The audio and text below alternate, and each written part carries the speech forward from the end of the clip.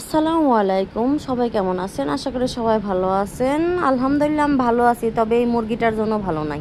তো একটু সময়ের মধ্যে একটু চোখের পলকে এত বড় একটা অন্যায় হয়ে গেছে, কল্পনা করতে পারি নাই। তো সবসময় কিন্তু আমার এই মুরগি এই খাঁচার মধ্যেই থাকে, এই মুরগির বাচ্চা সহ। তো হঠাৎ করে দেখি সন্ধ্যার আগে গিয়ে এই অবস্থা হয়ে গেছে। তো কোন সময়ে যে এই কাজটা হয়েছে বলতেই পারি না। আর যেহেতু রুমের মধ্যে হয়তো ছিলাম, ফ্যানের শব্দে কিছুই শুনতে পারি নাই। বিড়াল আসছিল সম্ভবত। বিড়াল ছাড়া এই কাজটা কিভাবে করবে? একটা পাও একদম ছিঁড়ে ফেলছে, হাড্ডি বের হয়ে গেছে। আর পাখা দুইটা টেনে ধরছে, পাখা দুইটা টেনে একদম ছিঁড়ে ফেলছে। আমার মনে হচ্ছে যে কলিজাটা মনে হয় আমার ছিঁড়ে যাচ্ছে, এতটা পরিমাণ কষ্ট লাগতেছে। এত সুন্দর বাচ্চাগুলো একদম ঝরঝরা হয়ে গেছে এই 3-4 দিন। ওদেরকে এবার এত সুন্দর যত্ন করে পালতেছি যে এবার একটা বাচ্চাও নষ্ট হইতে দিব না, আল্লাহর উপর নির্ভর করে।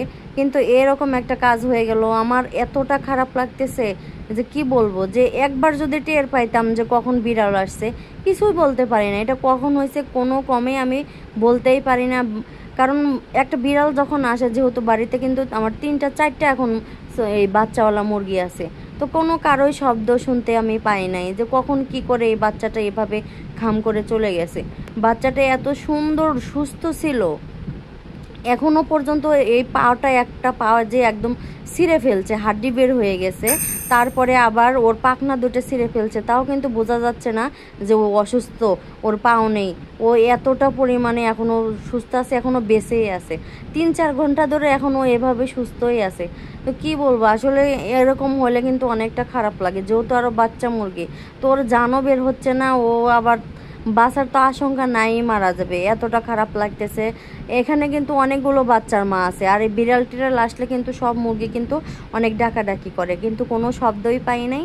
আসলে অন্যায় হয়ে যাওয়ার হইলে কখন কোনটা হয়ে যায় সেটা আসলে বলা যায় না। তো এই যে বাচ্চাগুলো কিন্তু অনেকগুলো আছে, এক এক বাচ্চা 2টা আছে, 3টা আছে, এরকম 6টা আছে। তো এখন আবার এই 2 মায়ের বাচ্চাগুলো সব এক মায়ের করে দিলাম, কারণ এই 2 জায়গায় আলাদা আলাদা থাকলে সমস্যা হয়। তো এই অ্যাশ কালার যেটা মুরগি, ওকে আলাদা করে দিলাম, এক মুরগির নিচে সবগুলো বাচ্চা দিয়ে দিলাম, যাতে বাচ্চাগুলো ভালোভাবে থাকতে পারে।